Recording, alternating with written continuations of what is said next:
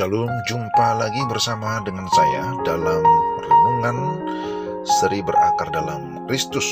Pembacaan firman Tuhan dari Yohanes pasal 1 ayat 12. Tetapi semua orang yang menerimanya diberinya kuasa menjadi anak-anak Allah, yaitu mereka yang percaya dalam namanya. Yohanes 5 ayat 24. Aku berkata kepadamu, sesungguhnya barang siapa mendengar perkataanku dan percaya kepada Dia yang mengutus aku, ia mempunyai hidup yang kekal dan tidak turut dihukum, sebab ia sudah pindah dari dalam maut ke dalam hidup. Demikian pembacaan firman Tuhan, dan renungan kita diberi judul Jaminan yang Kokoh. Sebuah jangkar pasti tidak terbuat dari kayu atau plastik, tetapi dari besi baja yang berat dan kuat.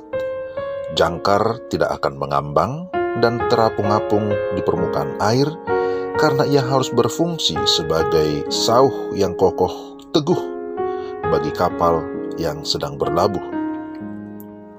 Jaminan keselamatan kita juga tidak mengambang, tidak berubah-ubah sehingga membuat kita tetap terombang-ambing. Fakta kebenaran firman Tuhan yang menunjukkan sikap Tuhan sendiri terhadap umatnya sangat kokoh teguh dalam menyokong dan mengokohkan kepastian keselamatan kita. Dengan demikian, kita dapat semakin mantap untuk terus melaju dalam pertumbuhan rohani kita. Mari kita perhatikan pada kedua bagian firman Tuhan yang kita sudah baca. Tampak ada bagian yang merupakan sebab dan ada pula yang merupakan akibat. Di dalam Yohanes 5 ayat 24, bagian mendengarkan perkataan Yesus dan percaya merupakan sebab, sedangkan memiliki hidup yang kekal, tidak turut dihukum, pindah dari dalam maut ke dalam hidup, itu merupakan akibat. Sementara di dalam Yohanes pasal 1 ayat 12, sebab menerima dan percaya dalam nama Yesus akan mengakibatkan diberi kuasa menjadi anak Allah. Terjadinya sebab akibat di sini adalah suatu hal yang pasti karena difirmankan oleh Tuhan sendiri. Tuhan tidak pernah mengingkari diri dan perkataannya sendiri.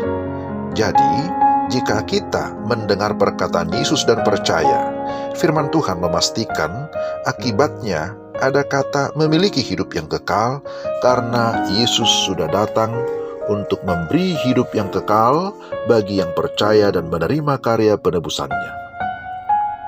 Jika kita mendengar perkataan Yesus dan percaya, akibatnya yang pasti adalah kita tidak turut dihukum, karena Yesus sudah menanggung dan menggantikan hukuman dosa kita dengan mati di kayu salib.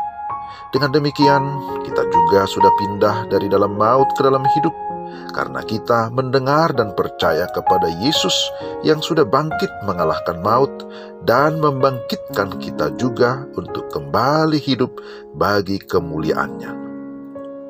Dan kepastian yang paling membanggakan dan mengharukan kita adalah jika kita menerima dan percaya dalam nama Yesus, kita diberi kuasa supaya menjadi anak-anak Allah.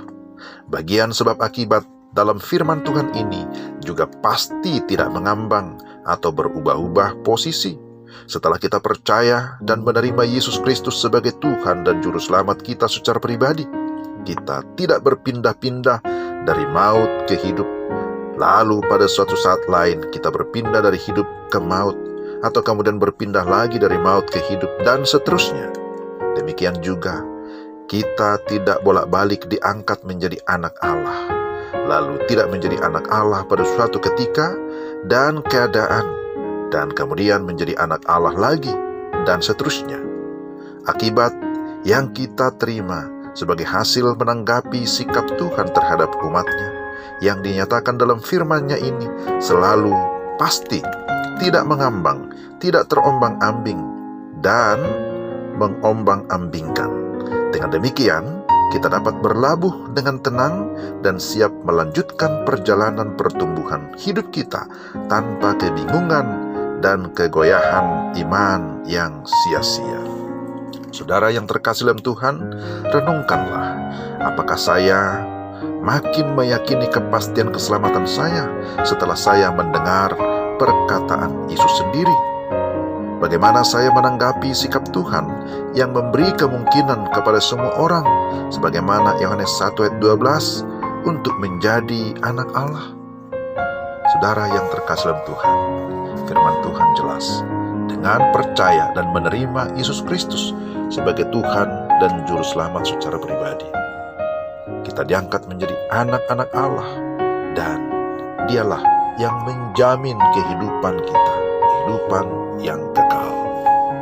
Mari kita berdoa. Tuhan, terima kasih bahwa oleh firman-Mu kami diberikan sebuah jaminan kepastian kehidupan yang kekal. Karena kami percaya firman-Mu adalah kebenaran yang mutlak, dan tidak ada yang bisa mengcancel, membatalkannya.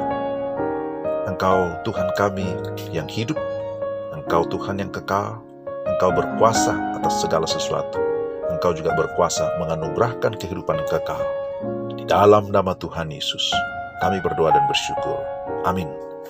Demikian renungan kita. Tuhan memberkati saudara sekalian. Shalom.